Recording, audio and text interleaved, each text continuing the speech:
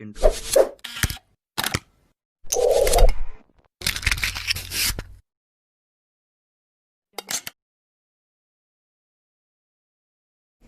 So this is the story of how Gabby and I met. We actually met at New York City Pride in 2015, which is super special because that's also the same year that same-sex marriage passed in the United States. That's Gabby. She looks so pretty and cool, and this is me looking like a crazy person. But we actually met at one of the lesbian bars in New York City called Cubbyhole. We were there, we were chatting, but then Gabby had to leave, so she asked if she could follow me on Instagram.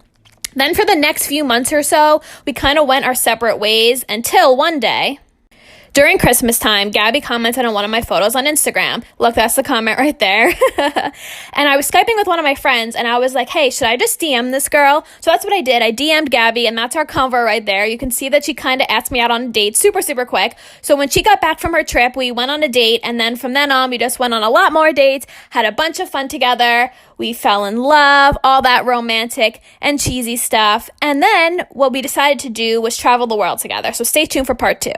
It all started with a comment on one of my videos, and of course quickly went into the DMs. We began to spend all of our free time talking to one another. But of course, we lived on opposite sides of the country. After a few weeks, she got me a ticket to come down there and see her. I spent 6 days with her and finally got to see the East Coast beach. I could feel myself beginning to fall. But of course, eventually I had to go back home. The next 2 months was spent either on the phone, FaceTime, or traveling to see one another, until we came to the conclusion that long distance just isn't for us. That's when we came up with a plan.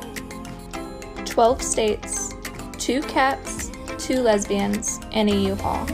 With a few bumps on the road and a couple sketchy hotel stops, it took us 5 days to make the trip across country. But in the end, we finally made it. And that's how I fell in love on TikTok.